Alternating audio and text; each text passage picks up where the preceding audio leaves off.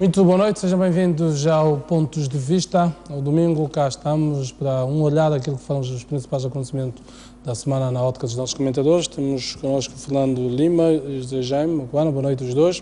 Vamos começar pelo Fernando Lima, escolheu como assunto da semana a Semana do Turismo, marcada por dois grandes eventos, a Conferência Nacional do Turismo e a Conferência do Mosefo, também sobre o turismo. Fernando. Boa noite. O turismo, claramente, é um dos setores importantes e um dos pilares para o desenvolvimento de Moçambique. Não sou eu que o digo, é o próprio governo que assim o acha, e esta semana houve dois eventos importantes, aliás, já aqui referidos pelo Jeremias, sobre turismo. A primeira questão, que achei meio estranho, não obstante ser importante que haja duas cimeiras de turismo na mesma semana, é exatamente a proximidade dos dois eventos, sabendo-se de antemão e com grande antecedência que pelo menos um desses eventos estava programado para esta semana. Um segundo aspecto, e estes são apenas pormenores laterais, eu estranhei que num evento desta importância que o ministro e a vice-ministra não se fizessem representar, isto sendo exatamente representantes de um governo que se quer inclusivo e, portanto, onde é importante elementos do Executivo estarem presentes neste tipo de encontros, sobretudo quando operadores do setor, pessoas muito relevantes, inclusivamente um consultor que me pareceu de grande nível, o David Frost, veio também dar as suas contribuições em relação às oportunidades que reveste o turismo moçambicano. Em relação às constatações, bem, eu acho que, como muitos intervenientes disseram, elas são conhecidas de há muito, as nossas barreiras, a começar nas tarifas, nos vistos, nos preços não competitivos, em última análise, uma atitude hostil em relação ao próprio turismo e, portanto, que nós temos que alterar. Interessante reparar que eu achei que das intervenções que foram feitas, aquelas que eu assinalei como mais importantes foram de pessoas que, teoricamente, não estão ligadas ao turismo, nomeadamente o Calando da Silva, o Naguib e o Moreira Chonguissa, que se referiram ao turismo mais em aspectos decorrentes dos aspectos culturais, sociológicos e antropológicos, nomeadamente que tem que ser o país e tem que ser a nossa população, o povo moçambicano, que tem que estar tranquilo, aberto, disposto, tranquilo consigo próprio, para estar aberto ao turismo e para estar aberto ao convívio com outros povos, com outras pessoas e individualidades que nos visitam. E, portanto, e não haver apenas este interesse mercantilista em relação ao turismo. Então, achei muito interessante este tipo de abordagem, e o Moreira Chonguissa foi muito mais além do que isso, nomeadamente referindo aspectos culturais. Aliás, ainda ontem à noite tive a oportunidade de ver um programa com os jovens do Timbila Muzima, que mais uma vez reforçaram estes aspectos e, portanto, muitas vezes nós temos esta perspectiva estanque, que a cultura está de um lado e o turismo está do outro. Aliás, penso que não é por acaso que neste novo rearranjo governamental, o turismo foi casado com a cultura. De qualquer forma... saber se o ministro consegue fazer os equilíbrios certos relativamente a este. Eu acho que o ministro... É um homem mais de cultura. Exatamente, não tem andado... Eu até agora não conheço os pronunciamentos deste ministro. Mas há um equilíbrio feito no sentido de colocar a Ana Comoane como vice. Sim, a Ana Comoane é suposta de lidar com o turismo e o Silva Dunduro com os aspectos culturais. De qualquer forma, é assim, o ministro é o ministro e a vice é a vice, e há uma expectativa que, de facto, o ministro também se expresse sobre temas do turismo. Aliás, seria a mesma coisa que no Ministério da Juventude e Desportos o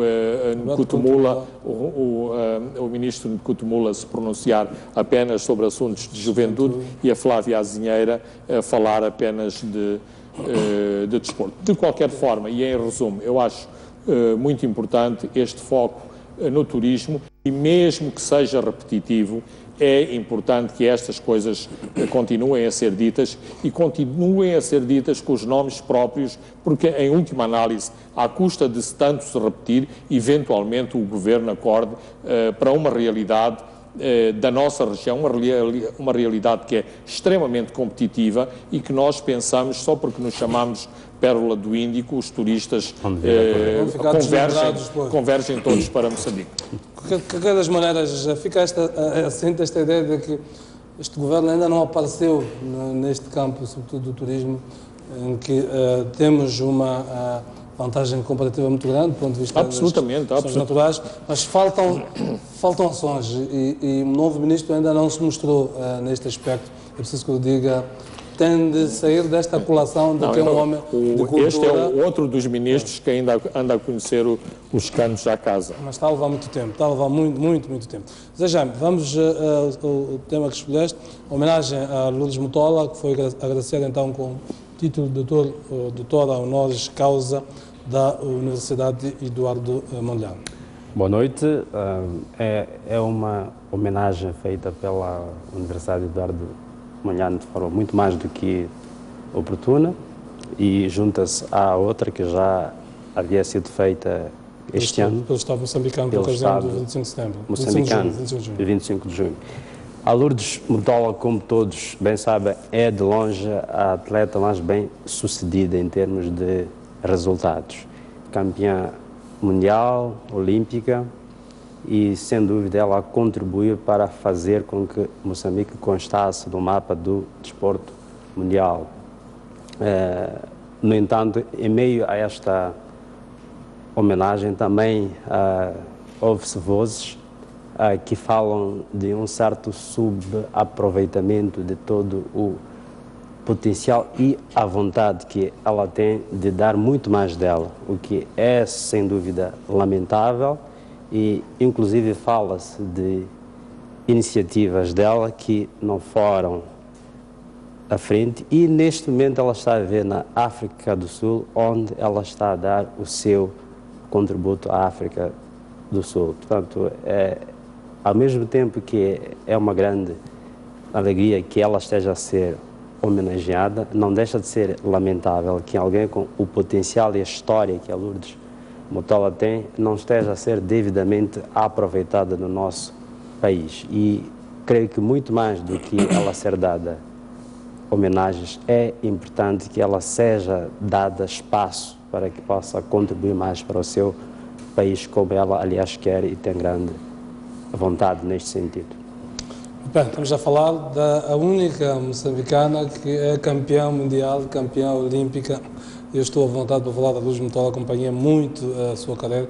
Eu fui, enquanto repórter desportivo, enquanto atleta. Muitos poucos países africanos, sobretudo, se podem dar ao luxo de ter um campeão africano e um campeão olímpico ao mesmo tempo, tirando aqui a Namíbia, que teve o Frederick. Não, Frederick foi dos 200 metros.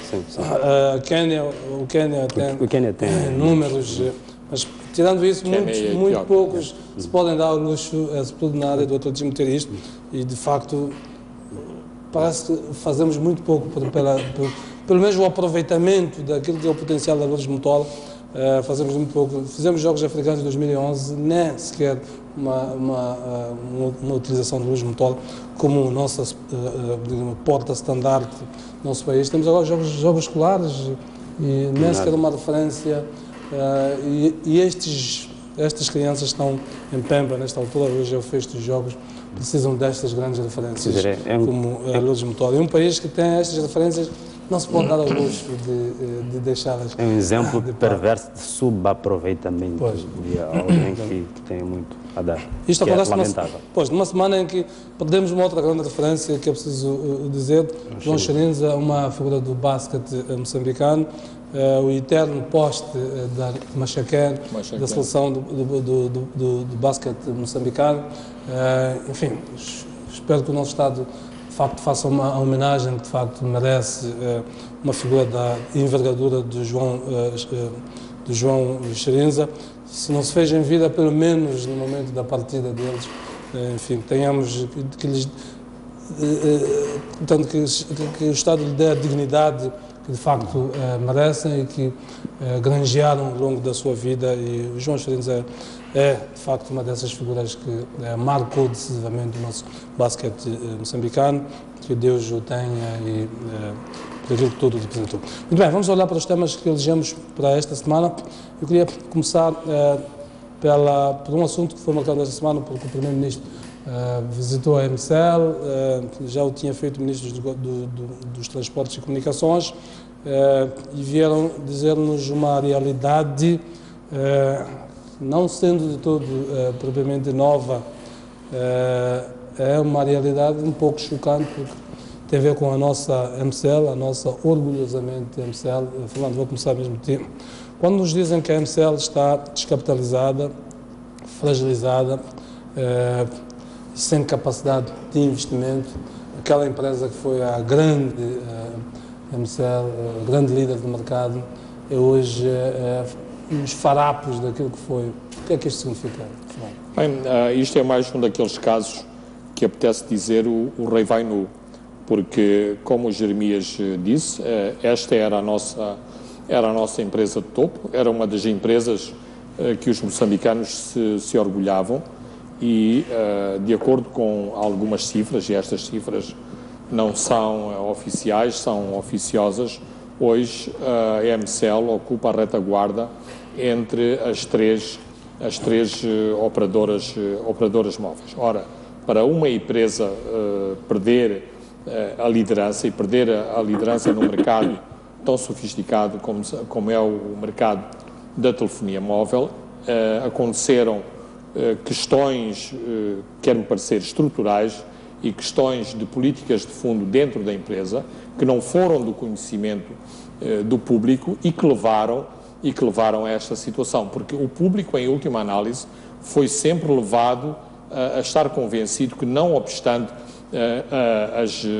as campanhas ferozes da concorrência, sobretudo da concorrência da Vodacom, e não estou aqui a fazer nenhuma publicidade à Vodacom, uma vez que a Movitel tem uma atitude menos agressiva em relação ao seu marketing. Aliás, toda a estratégia da Movitel assenta num outro tipo de mercado, o mercado rural, e teve alto sucesso nessa sua... Ocupou um espaço que estava completamente vago do ponto de vista do segmento. E, portanto, a MCL, nestes anos, deixou-se levar pela conjuntura e não soube dar as respostas a uma empresa que vinha de trás. Ora, uma empresa que, inclusivamente, tem o Estado ao seu lado, é algo que nos devemos interrogar.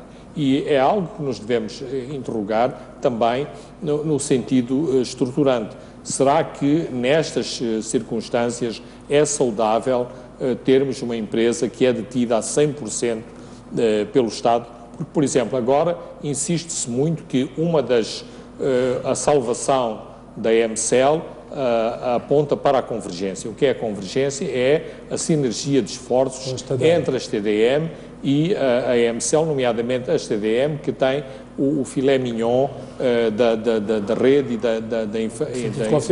da infraestrutura da fibra óptica, e, portanto, que pode acrescentar valor às duas empresas e, por outro lado, evita que a MCL pague serviços à TDM se avançar para uma fusão. Aliás, um modelo que foi seguido em Portugal em relação à TMN e aos telefones Lisboa e Porto, que deram o grande conglomerado que foi a Portugal Telecom, uma empresa de sucesso até ao descalabro, não por via da PT, mas por outras razões, pelo descalabro do Espírito Santo e por um empréstimo que nunca deveria ter sido 900 feito milhões dos 900 milhões e que, portanto, descapitalizou a Portugal Telecom. Portanto, é assim, eu acho que neste momento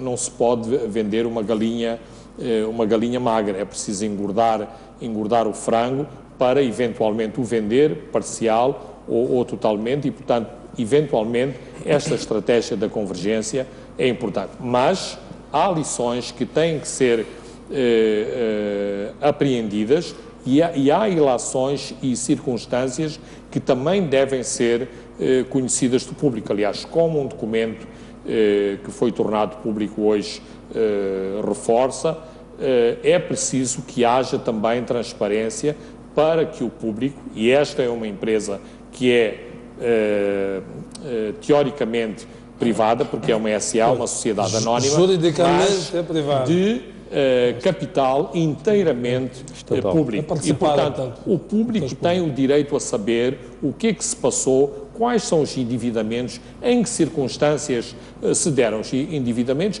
e, nomeadamente, todos os aspectos decorrentes das acusações de saco azul, do eterno saco azul que tem sido a EMCEL em relação a expedientes partidários. O Fernando está a sugerir uma auditoria à gestão. Não só indo mais para além da auditoria, conhecermos o que é que andou mal, porque todos estes anos, de facto, nós, a seguir à saída do engenheiro Rui Fernandes da direção da EMCEL, esta companhia passou por muitas nuances internas, por verdadeiras sangrias de quadros e de recursos. Portanto, isto mostra que o problema não é de agora, é um problema que vem de trás e é um problema que não teve à altura o devido tratamento, e só isto justifica que tenham passado para trás, primeiro em relação ao Vodacom e depois em relação à própria Movitel.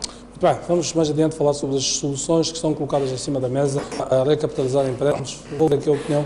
Zé Jaime, como é que olha para esta situação em que se encontra hoje a EMCEL? Bom, primeiro é preciso pensar porque é que é uma empresa pública. Uma das funções de uma empresa pública é corrigir as chamadas falhas de mercado. Ou seja, se você tivesse que colocar a rede de telefonia celular a um certo distrito e tivesse que abordar este assunto comercialmente, provavelmente poderia não ser viável. Então você cria uma empresa pública como uma forma de intervenção estatal para corrigir uma falha de mercado. Porque exige do Estado na economia. Justamente, exige um voltado investimento e que por esta via, pelo retorno que ele há de ter, não seria viável para um agente privado. Então, entra o Estado. Segundo, por causa disso é que estas empresas têm objetivos múltiplos, económicos, sociais, que é este, ou seja, para que alguns tenham acesso a certos serviços só pelo investimento do Estado. Mas também tem outro, que é o político, ou seja, são empresas que também criam oportunidades para as elites políticas terem acesso aos recursos. E por causa desses objetivos múltiplos e alguns deles contraditórios, as empresas públicas normalmente operam melhor e são mais lucrativas, eficientes num contexto de monopólio. E foi neste contexto em que a EMCEL surgiu. A partir da altura em que há concorrência... Justamente, a partir do momento que se abre a conversão já para uma gestão num contexto em que existe competição, já não foi possível. Ou seja, eu penso que nos últimos tempos, estrategicamente, a EMCEL não fez nenhuma gestão a pensar no modelo de negócio num contexto de competição. Ela continuou a agir como uma empresa que opera num monopólio e organizada também como uma empresa que opera num monopólio e com fins também de natureza política. O resultado é que ela não conseguiu, portanto, aguentar-se neste contexto. Agora, tenho também para mim que é preciso entendermos quem são os outros operadores. se nós recuarmos um pouco no tempo, vamos nos lembrar que quando a Vodacom é concessionada o serviço para ser a segunda operadora, ela ficou muito tempo sem entrar porque supostamente existiam algumas barreiras e inclusive teve que haver um encontro político para que se criassem condições para esta empresa operar. E depois veio a Movitel. Mas vamos um pouquinho mais além. Quem controla estas empresas? Nós temos o Estado que controla a MCL, temos Vodacom, que tem participação de pessoas com ligações à elite política deste país, e temos a Movitel, que tem participação do partido Frelimo. Então, se nós formos muito além, o controlo deste mercado de telefonia celular, na verdade, tem um controlador político que é o mesmo. E aí, quando nós estamos a pensar não só na perspectiva da gestão, mas também das soluções, é importante refletirmos em que medida é que a existência desses interesses imbricados aqui não terá influenciado na forma como a MCL foi gerida, e se as soluções que vão ser adotadas agora terão a sensibilidade suficiente para ver que essas relações cruzadas de interesses, elas não poderão interferir para que a solução de fato seja sustentável. Já me está aqui a apontar, há uma declaração que é feita pelo Ministro dos Transportes e Comunicações no âmbito da visita à MCL. Ele diz que o Governo está a avaliar medidas para regular os métodos operacionais das empresas concorrentes como forma de garantir que o mercado moçambicano de telefonia móvel, que no mercado moçambicano de telefonia móvel não haja nenhum tipo de concorrência desleal. Vou à questão da regulação. Uma das responsabilidades do Estado na economia, o José já apontou, é a regulação. Exatamente. Ou seja, o Estado, o regulador, vem dizer-nos agora, ao fim deste tempo todo, indiretamente, que havia concorrência desleal, nomeadamente por parte dos outros operadores, que tinham uma estrutura financeira, que é um pouco isto que diz o engenheiro Mesquita, que tinham outra estrutura do ponto de vista de pujança financeira, mercê das fontes de financiamento privilegiadas que têm, nomeadamente, das suas sedes, porque eles são apenas subsidiárias aqui. A ideia é que houve aqui um dumping feito pelos concorrentes no sentido de levar abaixo a MCL, que é uma estratégia que, em cenários de oligopólios, é usada muitas vezes para, pelo menos a médio prazo, ganhar-se uma vantagem competitiva no mercado. A ideia de que o regulador que existe com a INCM terá fechado os olhos um pouco a este contexto, não percebendo bem com que linhas se cozia este mercado face a esta amálgama de interesses políticos. Será isso? Um regulador adormecido deliberadamente? Eu acho que não.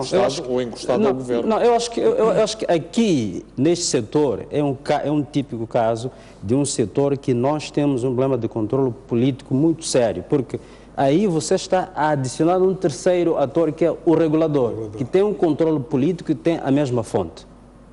Portanto, o argumento de que existe competição desleal, tudo bem, procede.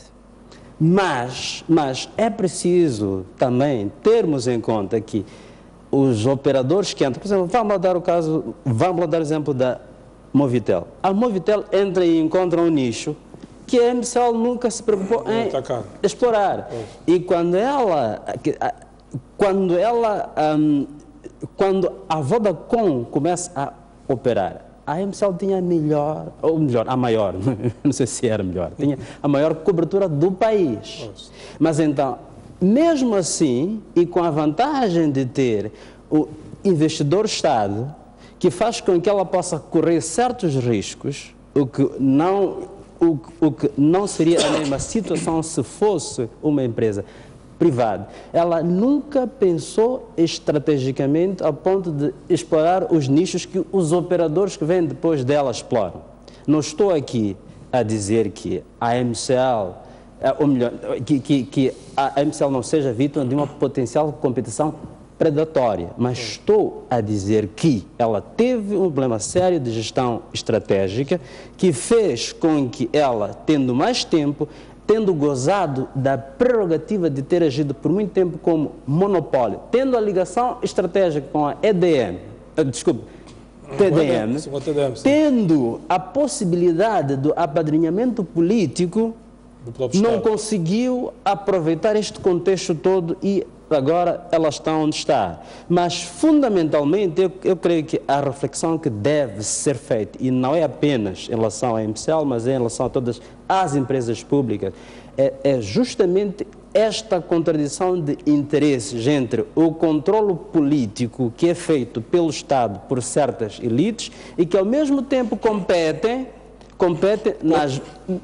nos mesmos certos, influenciam o poder regulatório e podem contribuir com que as empresas públicas, de forma deliberada e negligente, tenham uma gestão desastrosa para favorecer os interesses. Eu penso que a regulação não pode ser vista de uma forma meramente legal. É preciso pensar na economia política de como é que as empresas públicas operam neste país, de como é que esses vários interesses combinam-se e muitas vezes podem entrar em contradição de uma forma que lesa o interesse público. Até porque a regulação é um instrumento político que é usado pelo Estado. Fernando, eu queria ouvir até que ponto esta amálgama de interesses terá esmagado a MCL deliberadamente para favorecer então os tais interesses. O Estado tem a regulação nas suas mãos para corrigir as distorções do mercado, as chamadas externalidades do mercado, tem a regulação para isso. E quando nos dizem que foi, eu estou a partir desta lógica de que foi esta lógica predatória que levou a que a MCL chegasse à situação em que chegou. Como foi possível com o regulador aqui tão perto deixar esta situação lá estar? Esmagou e desmobilizou, porque houve uma série de circunstâncias que aconteceram na MCL e que nem sempre o público se apercebeu que, portanto, deixaram criaram um clima negativista e de grande mal-estar no interior da própria MCL. Digamos que a MCL tem um músculo de marketing e de publicidade muito poderoso e, portanto, este mesmo músculo, de algum modo, serviu para anestesiar o olho crítico da imprensa em relação à gestão da MCL, coisa que não aconteceu, por exemplo, em relação à LAM e em relação a Aeroportos de Moçambique, que são duas empresas que têm muitos dos problemas e das vicissitudes que tem a MCL. Ora, a MCL, quando tem um membro do seu Conselho de Administração que é sacado em pleno Conselho de Ministros sem qualquer explicação, isto é violentíssimo. Quando o aparelho securitário entra em força dentro da MCL para fazer uma terrível caça às bruxas de diretores dentro da MCL, isto tem um efeito perverso dentro da companhia. Quando, a mando de ministros e por via do próprio regulador, a MCL recebe instruções para barrar um dos seus serviços nobres, mais uma vez, isto leva as pessoas, se eu fosse diretor daquele setor, é assim, eu sou um palhaço, porque não sequer posso esgrimir os meus argumentos técnicos, porque foi o que aconteceu na concorrência. A concorrência argumentou em termos estritamente técnicos a dizer não é possível barrar estes serviços, nós vamos ter problemas nos nossos servidores se cumprirmos esta ordem Está a falar das manifestações? Quando o INCM, que veio dizer que era por iniciativa própria, mandou barrar o serviço de mensagem. Ora, a MCL cumpriu sempre de forma obediente e, eu diria, de forma acrítica, todas estas instruções. Ora, isto, em termos de gestão e em termos de criatividade de gestão, em termos de liderança de mercado, são pontos muito negativos e que afetam muito negativamente uma empresa. Fernando, deixa-me só avançar para a frente, passo o pleonasmo, olhando para o futuro. Okay. Discute-se agora as chamadas soluções criativas de capitalização. A gestão um linguajar muito bonito. Eu queria era ouvir, uma das soluções que é colocada em cima da mesa é a injeção de capital diretamente por parte do Estado. E o Ministro dizia-nos que vender as ações, portanto, da MCL seria um último recurso. Qual era a usabilidade destas soluções? Não, vende-se em alta e compra-se em baixa, ou seja, se a MCL está vendedora, não pode ser em baixa que é vendedora, tem que ser vendedora em alta. Acha que é inevitável esta injeção de capitais por parte do Estado? É inevitável, mas complementada por outras ações, nomeadamente em termos de gestão. Nesta área, é esta área que tem os Messis, os Cristianos Ronaldos, os gurus da gestão, das ITs e isso. Se for necessário, é importante recrutar essas capacidades em termos de CEOs, em termos de diretor das tecnologias, do setor comercial, porque foi em muitas destas ações, nomeadamente no tal de dumping, e ainda há um ponto de interrogação se houve de facto o tal de dumping, e eu vou voltar atrás numa questão que o Zé Jaime levantou que é muito interessante. Portanto, é preciso ir buscar uma equipa de gestão, independentemente de ser mauriciana, inglesa, sul-africana, moçambicana ou tanzaniana, ou seja, termos bons gestores, porque senão estamos a deitar dinheiro para ser completamente incinerado, mais uma vez, porque o dinheiro não vai ser bem aplicado para levantar esta companhia, porque a concorrência está lá. Dois outros aspectos importantes. Anteriormente foi a Vodacom que foi fazer queixa ao governo a dizer que era a MCL que lhe andava a morder os calcanhares. Agora foi a MCL que foi à volta, foi fazer queixinha ao INCM, para o INCM fazer o estudo a dizer que havia dumping. E no entretanto, temos problemas que têm a ver com qualidade e standards de qualidade que a MCL e a Vodacom não podem ombrear com a loucura que é a rede da Movitel, que está encavalitada literalmente em cima de árvores, em cima de postos de iluminação, em cima de postos de eletricidade. Aí eu estou dizendo de uma solução criativa, mas do ponto de vista técnico. Uma solução criativa é esta. O que mostra que o Movitel é Vietnã, as soluções socialistas muitas vezes são muito mais eficazes. Tecnologia barata, mas eficiente e eficaz. Como é que se chama? Com as tais de redundâncias feitas nessas soluções criativas, ou seja, o camponês com a queimada deita abaixo o poste ou queima o poste, mas a redundância já está lá, inclusivamente existe cabo subsalente para se puxar o cabo e continuar. E fica no poste logo, né? Absolutamente. Estendido. Ou seja, podia ouvir o seu comentário sobre esta proposta de capitalização que é colocada em cima da mesa? Eu concordo com o Fernando. Aqui nós temos um problema sério de modelo de gestão. Isto é uma empresa pública e uma empresa pública, como disse, ela muitas vezes tem objetivos contraditórios, objetivos comerciais e objetivos políticos. Mas há países que foram bem-sucedidos em conseguir ter uma gestão pública criteriosa, profissional e que, a par da componente social, eles conseguem ter um bom desempenho sob o ponto de vista econômico. E creio que no atual figurino em que está, em que nós temos, por exemplo, expliquem-me lá uma coisa, qual é a função do administrador não executivo, principalmente quando ele tem um certo perfil que, desculpe Fernando, que não é de técnico, não é de gestor. Qual é a função? Aceito sim que haja um representante do governo como acionista, tudo bem, mas quando ultrapassa a fasquia dos administradores não executivos, que não agregam valor nenhum sob o ponto de vista gestionário e técnico e de representação do acionista-Estado, é para quê? Então, começando... É para acomodar. Por aí. É preciso... Para complementar. Mas só que, não, desculpe só, há um ponto. E eu creio que aqui há um risco muito grande, não só para a MCL, mas para as outras empresas públicas. Nós estamos numa fase de uma eminente crise fiscal.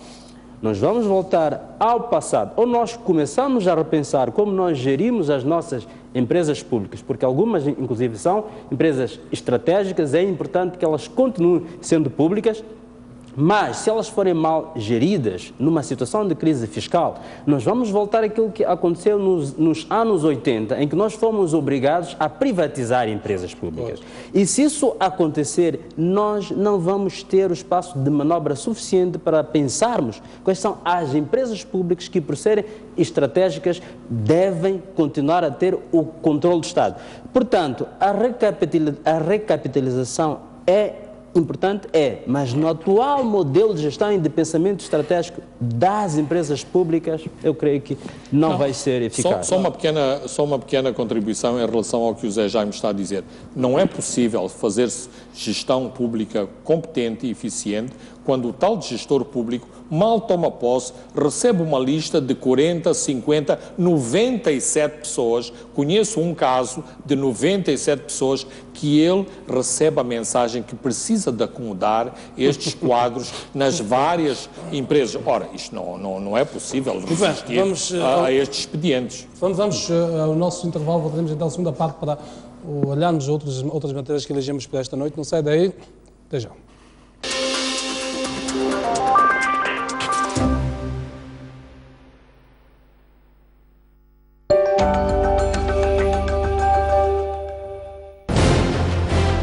Um país sem ídolos é um país sem referências.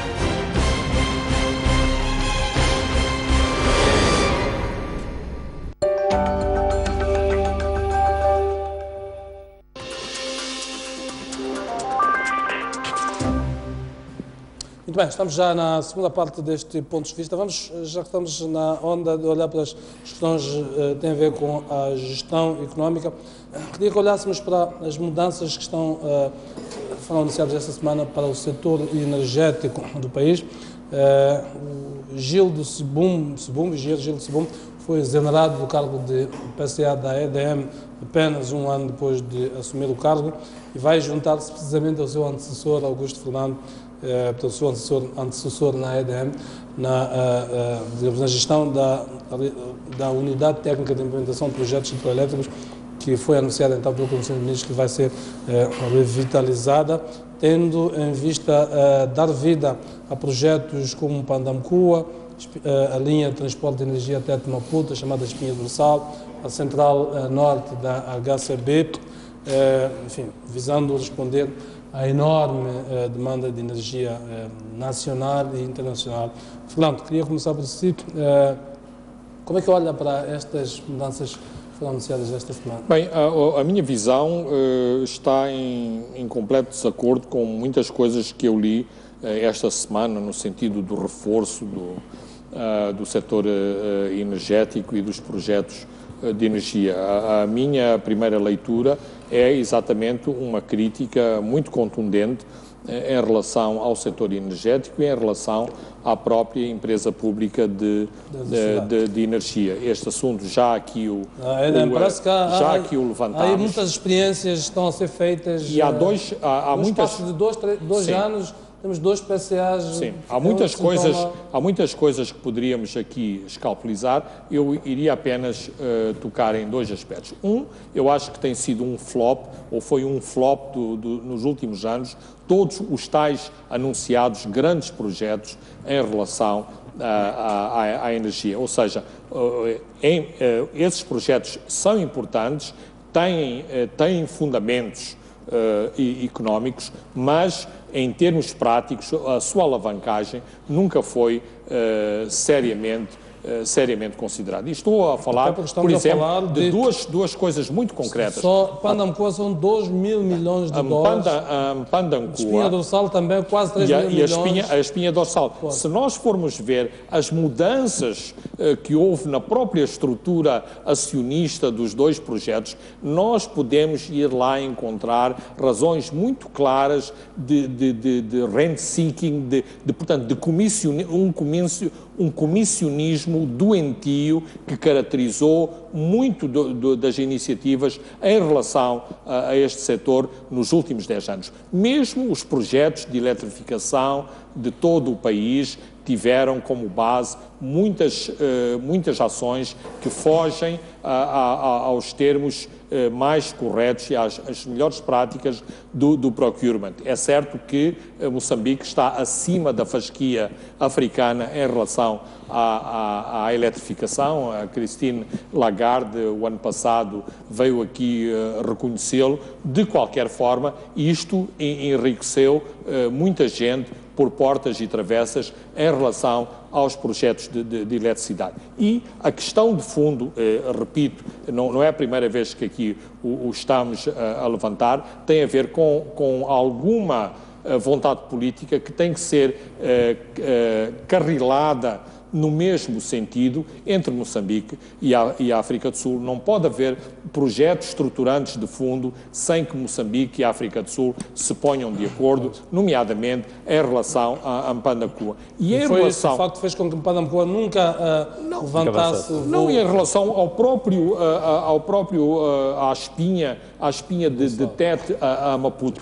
Se formos fazer essa linha, é para transportar qual energia? Mais que a hora baixa, não há mais que a hora baixa. Ou seja, tem que haver mais energia gerada para ser transportada. Porque esta correlação entre os centros de produção, que seriam Mpandakua e Central Norte, ambos ali na barragem... Aliás, agora de repente vemos que a Central Norte ganhou mais relevância e Mpandakua perdeu o brilho que tinha. Até pelo custo, Fernando. Sim, exatamente. A segunda questão, a segunda questão que é importante falar é da própria gestão da rede da EDM e dos acontecimentos do princípio do ano em relação às cheias.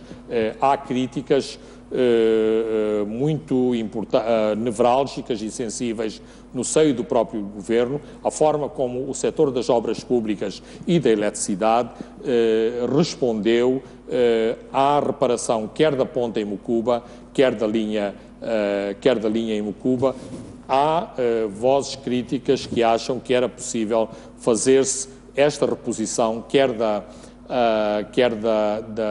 ponte, quer da linha, em tempo, não levar mais que um mês. E ainda em relação às barragens, há outra linha crítica que acha que não é com Mpandakua que vamos chegar lá, mas é com uma série de pequenas barragens com menos investimento, portanto, com menos dispêndio de capital, nomeadamente no centro e norte do país, que poderemos chegar a uma eletrificação plena mas já existem vários projetos desta natureza, num modelo de PPs, em que o custo de energia é elevadíssimo.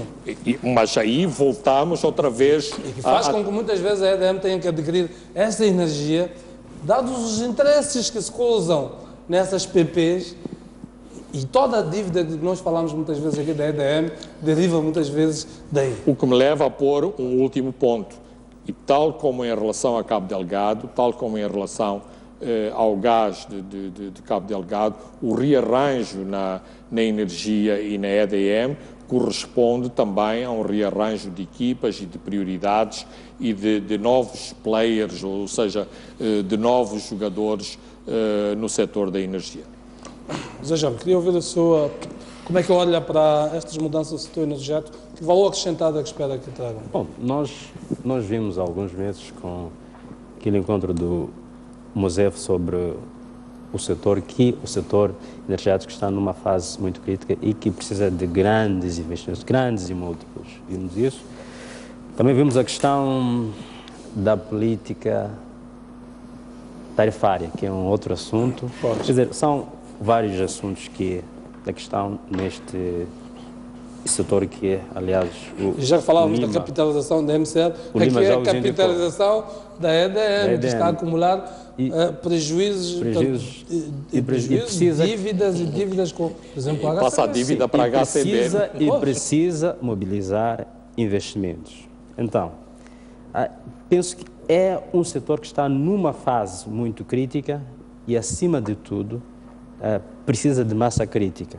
Ou seja, não será possível resolver os vários problemas que o setor energético tem neste momento apenas com uma gestão, vamos assim dizer, burocrática. Eu acho que muito mais do que termos alguém que possa gerir esses grandes projetos, precisamos de pessoas que possam pensar e também consigam ser interlocutores das várias parcerias, dos vários atores que eventualmente vão entrar neste setor para serem parte das soluções que se pensam para a área. Esta formação desta equipa galáctica... E neste sentido, acho que sim, reforça a massa crítica e acho que neste sentido é bom que a gente tenha pessoas com este nível para que de fato possam ser a massa crítica necessária para serem parte das soluções, algumas delas soluções complexas e que vão envolver muita negociação.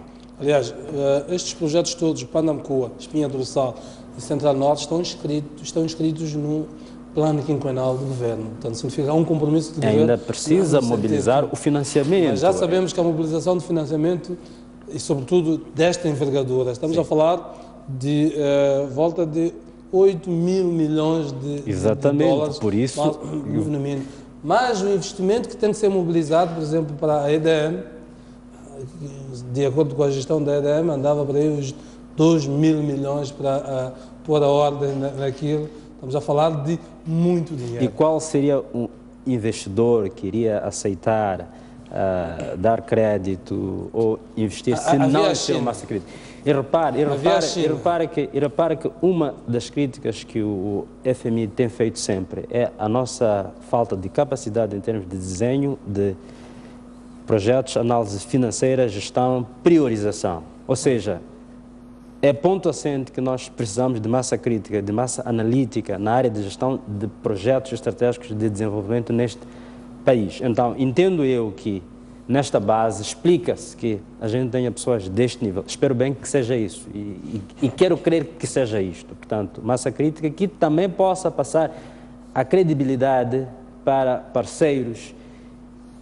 investidores, bancos, de que de fato nós temos uma equipa sólida para iniciarmos um processo profundo de reformas e investimento neste setor.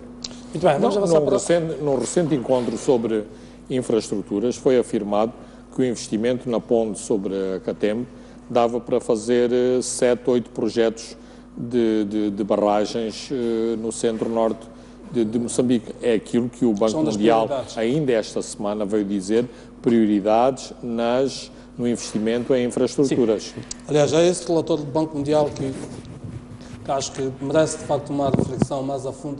Um relatório de cerca de 70 páginas sobre a questão da dívida pública e sobre os salários. E sobre os salários. Tem ali muitas questões que merecem uma reflexão e queria sugerir para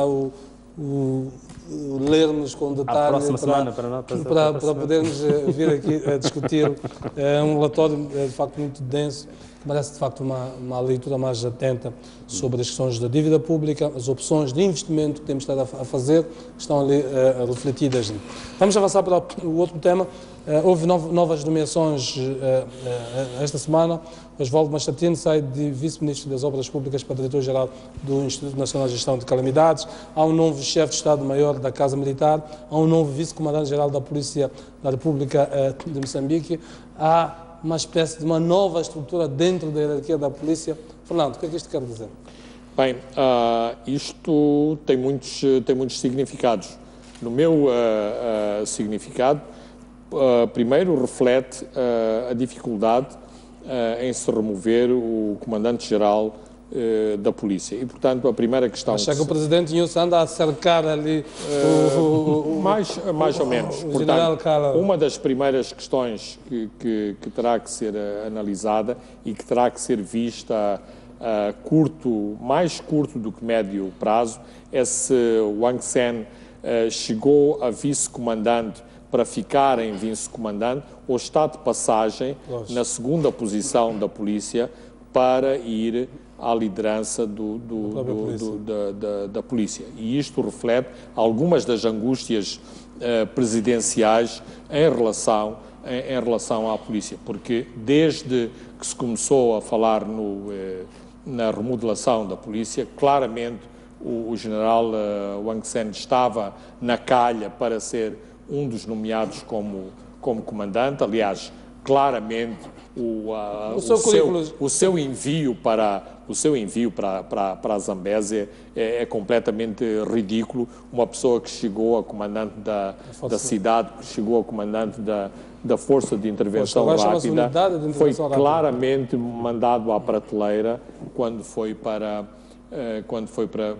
Quelimane. Mas isto mostra algumas dificuldades em se lidar com o aparelho policial. Aliás, as dificuldades não são de agora. Eu penso que o próprio presidente Guebuza, num determinado momento, gostaria de ter mexido na liderança da polícia e foi, digamos, confrontado com uma determinada realidade que o fez recuar. Acha que o presidente Nhus está a cercar, digamos, está a montar toda essa estrutura para minimizar o dano, por exemplo, de uma eventual mudança absolutamente, porque não se pode, na geral? polícia e nas Forças Armadas, mesmo em tempo de paz, e nós não estamos tanto em tempo de paz, é preciso mexer com pinças.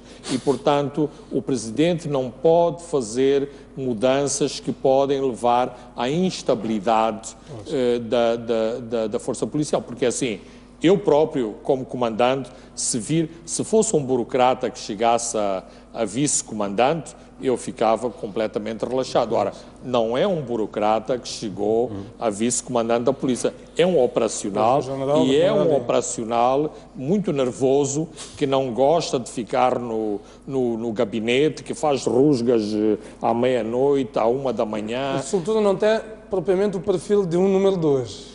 Não tem perfil de número 2 e é pouco propenso àquelas alianças doentias e muito pantanosas que se foram estabelecendo no próprio aparelho policial. Portanto, eu acho que o Wang Sen está de passagem naquela Vamos ver se essas confirmações. Como é que olha para essas, já que estamos a falar ao nível das Forças de Defesa e Segurança, como é que olha para isto? É uma reforma que concordo com os termos que o Lima disse, é preciso ser feita de uma forma muito sensível, porque sabe-se muito bem que esta área tem muitas teias e é preciso sempre que se saiba por onde é que se está a andar, né? Agora, está mais do que claro que neste momento, com essas movimentações todas, seja a reserva de generais, seja a indicação de um novo vice, o atual comandante-geral perde muito poder. Ou seja, no mínimo, ele vai ter uma equipa que será menos submissa, menos antenada a ele e mais antenada àquilo que vai ser a visão do chefe de Estado. São as novas lealdades. Justamente. E tendo um vice que é alguém mais crítico, então ele vai ter até checks and balances aí perto.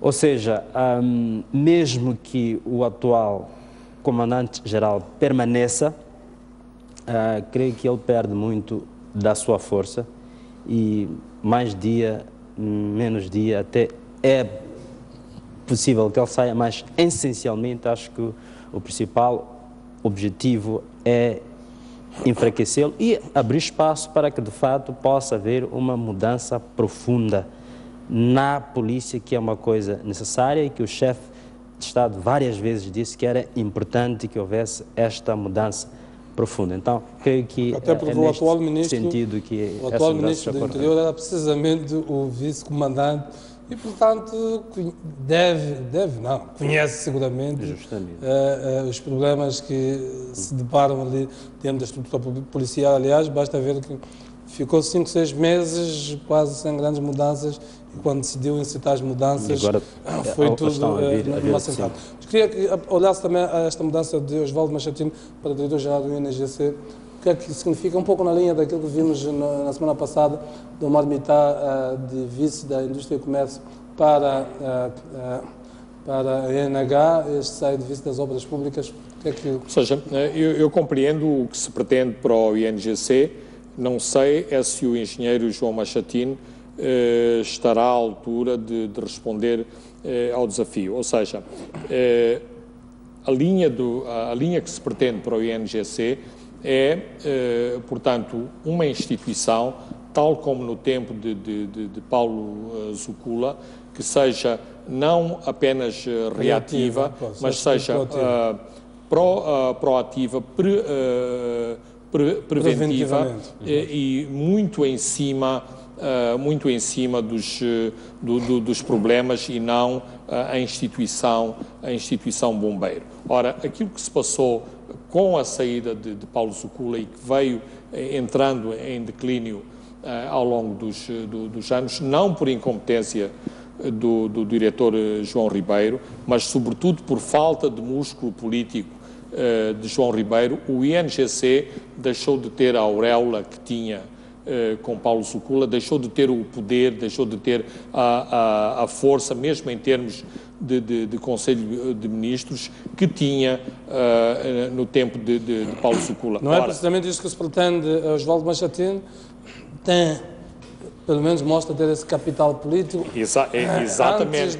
Foi-se buscar das uma eleições, pessoa... estava ali com o Presidente, fez todo aquele tal pelo mundo com quer dizer, aquilo que se tentou fazer por muitas coisas de questiúnculas internas na própria estrutura do Ministério da Administração Estatal, o INGC foi cada vez mais sendo uma instituição por debaixo do Ministério e não uma instituição que tinha uma grande autonomia e uma grande visibilidade. Eu penso que, indo-se buscar João Machatine, a ideia é, mais uma vez, tornar o INGC esta bandeira nacional fora de muitas amarras institucionais em termos de Ministério e, portanto, com mais autonomia. Agora, o Presidente tem ali à frente do INGC um homem que toda a gente sabe que é o homem do Presidente.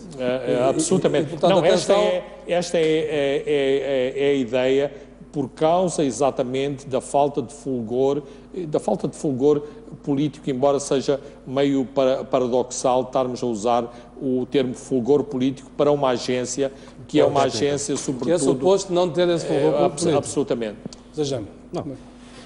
O INGC, nos últimos tempos, cresceu muito, sem dúvida, e creio que institucionalizou a sua forma de funcionamento, de tal forma que nestes últimos anos toda a intervenção de gestão do setor era feita via INGC, o que já foi um ganho.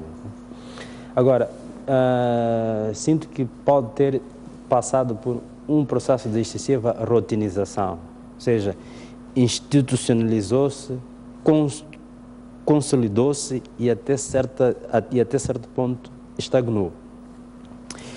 E trazendo alguém com esta base de gestão, creio que é possível, talvez, incutir alguma outra visão e ação estratégica, porque no fim do dia o INGC tem muitos desafios hoje em dia. Se nós formos a ver os grandes desafios que Moçambique particularmente tem em termos de mudanças climáticas. Aliás, o próprio INGC há uns anos fez um estudo sobre isso, um estudo exaustivo que mostra grandes desafios. Eu não sei até que ponto é que, na forma como ele veio funcionando nestes últimos anos, soube, de fato, implementar aquilo que estava, quer dizer, explícito, implícito aí no estudo. Então, alguém com essa base de gestão, e espera-se que ele tenha,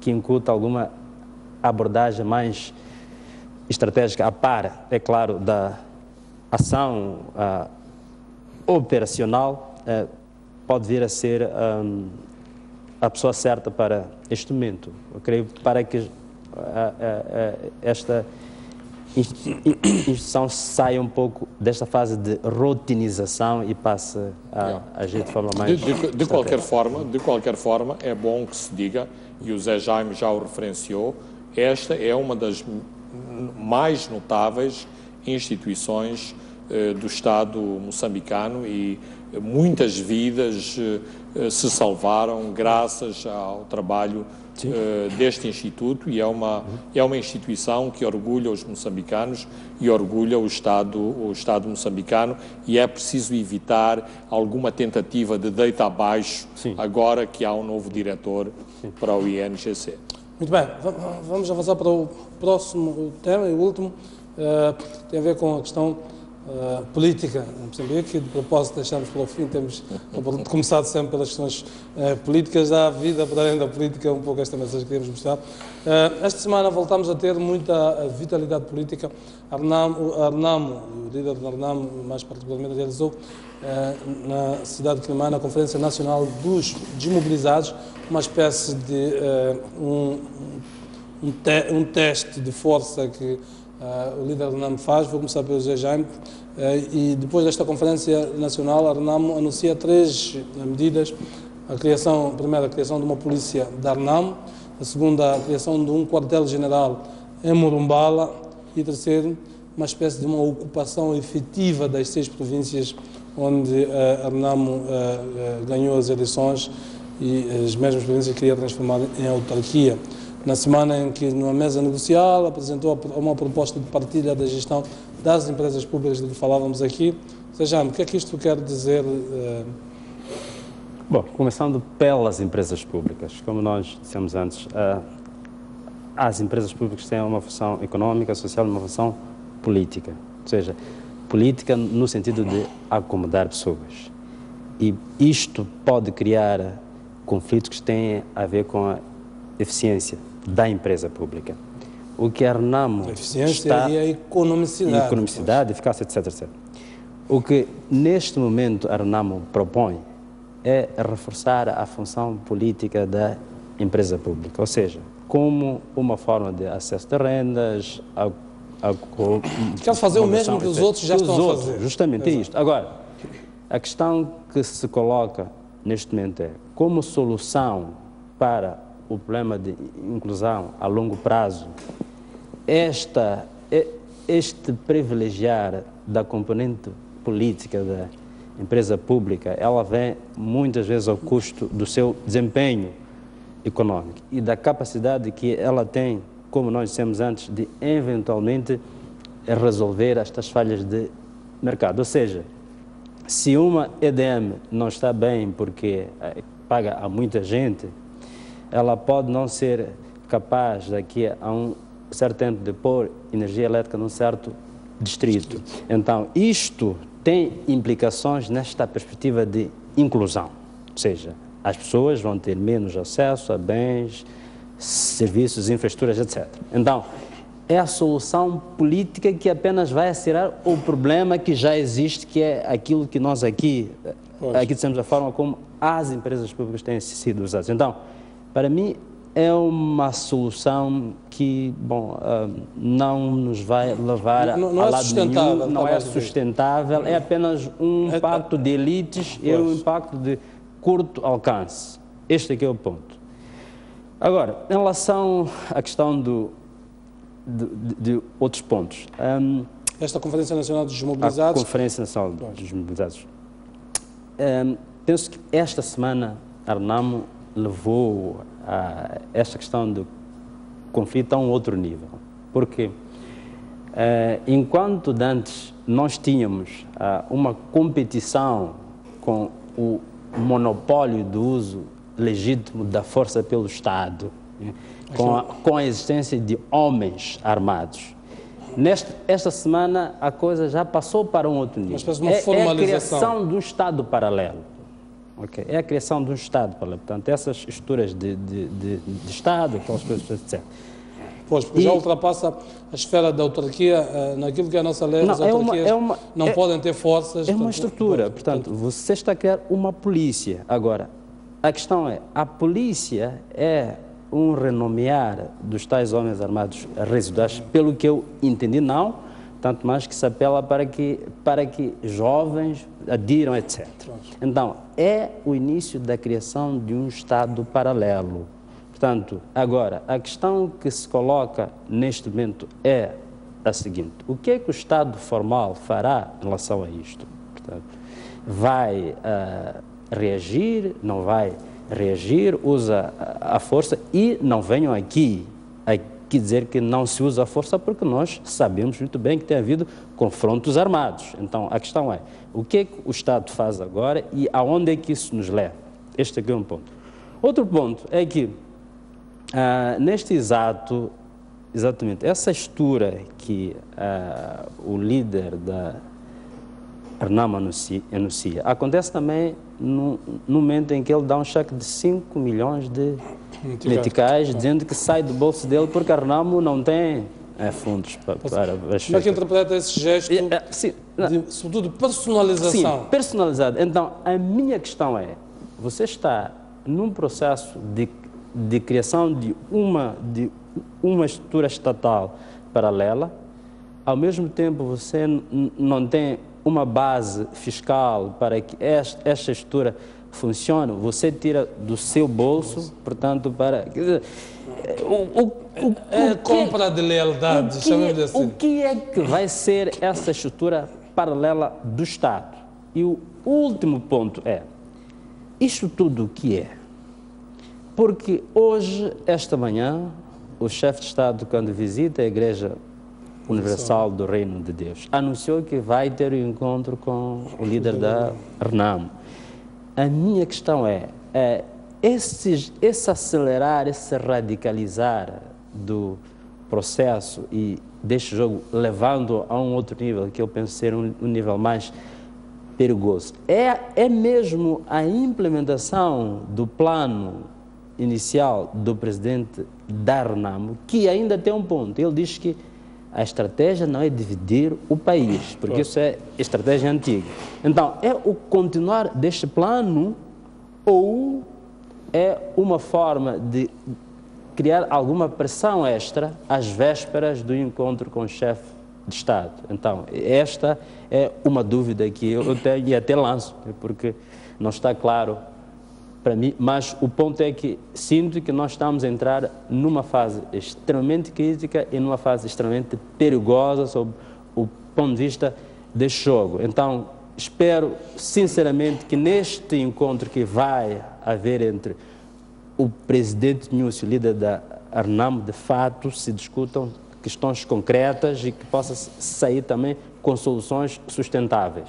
Fernando, como é que olha para este jogo muito perigoso, como ele classifica já o Zé Jaime? Claro, claro, não é isso que eu queria dizer, ou seja, vou tentar ser o mais sintético possível em relação a estas coisas, porque há muitas coisas que aconteceram ao longo desta semana. Em primeiro lugar, em relação à questão económica, acho que a Renamo não se expressou corretamente e deu o flanco a que fosse atacada no sentido de dizer, afinal, eles são como os outros, ou seja, é uma questão de dividir cargos de PCAs e cargos na mordomias políticas. Ora, não é isso, o ponto não deve ser entendido nesse sentido, o ponto tem que ser entendido na equidade em relação quer à riqueza, quer em relação às questões de mérito e de capacidade de gestão. Para ser mais prático, a questão não é se há um gestor da EDM que é conotado com o Partido Frelimo, se isto não funciona, vamos nomear um gestor da Renamo para a EDM. Isto é ridículo, não funciona, não é assim que as coisas funcionam mais. Em tempo recente, nomeadamente no princípio do ano, quando foi assinado à Renamo a possibilidade de encabeçar empresas públicas, universidades e mesmo lugares de vice-ministros da Câmara, disse claramente não é essa a nossa via, não é isso que nós queremos. Portanto, mas eu acho que a Renamo não se expressou corretamente e possibilitou este ataque. Em relação à evolução do encontro, quer-me parecer que este encontro de combatentes foi em Climane. Do ponto de vista teórico, são más notícias porque aumentam a tensão, é um ameaçar de voz cada vez mais intenso. Eu quero interpretar isto de uma forma diferente, dentro daquela perspectiva política que de Dhlakama diz é o esticar da corda, ou seja, aumentar o tom de voz para forçar do outro lado uma resposta mais concreta em relação... Acha que é uma forma de se fazer ouvir? Absolutamente, porque ao longo destes meses foi evoluindo uma teoria que agora está bastante forte do lado da Frelimo e do lado das forças em torno do Presidente, que é a estratégia de Nyusi de prometer sempre o encontro, mas não se encontrar e deixando sempre o encontro em banho-maria para ver até que ponto a Renamo e Afonso Dhlakama vão reagir. Por isso mesmo, e eu enquadro as pequenas escaramuças que tem havido na província de Tete, no sentido da ameaça de dizer, olhem que não são só palavras, é um bocadinho mais que palavras. No entanto, e ainda acho que hoje houve mais um recontro na zona de Moati, sem feridos e sem mortes, mas é para demonstrar que, se for possível, põe-se mais um pouco de gasolina na fogueira. Aquilo que se tem passado, e eventualmente o terceiro encontro pode estar na calha, sobretudo depois deste anúncio de Filipe Nyusi hoje de manhã. Há 2 semanas esteve aqui Dom Mateus Zuppi também dentro desta perspectiva de encorajar um terceiro encontro e, sobretudo, um terceiro encontro para que sejam discutidas questões de natureza militar. Doutor José Fernando, não se anuncia um quartel-general em público, numa conferência de imprensa. Não. O quartel-general vai ficar no sítio X. Por isso que eu minimizo o comando da polícia, todas estas coisas que amanhã vamos começar a governar nas províncias. Agora, do ponto de vista político, todas estas declarações têm que ser levadas em conta. Do ponto de vista prático, eu penso que têm as suas limitações e, a serem levadas à letra, só aumentariam o clima de tensão político em Moçambique. Muito bem, agradecer a vossa presença, o nosso tempo já expirou. Este assunto vamos certamente acompanhar em permanência, o que temos feito ao longo desse tempo todo, tentando discutir e perceber até que ponto a solução para a paz está próxima em Moçambique. Quero agradecer a vossa presença por nos terem acompanhado e precisamente por nos acompanharem todos os dias. Próximo domingo voltamos a encontrar aqui neste espaço em termos de pontos de vista. Boa noite, uma boa semana de trabalho para toda a gente. Até lá.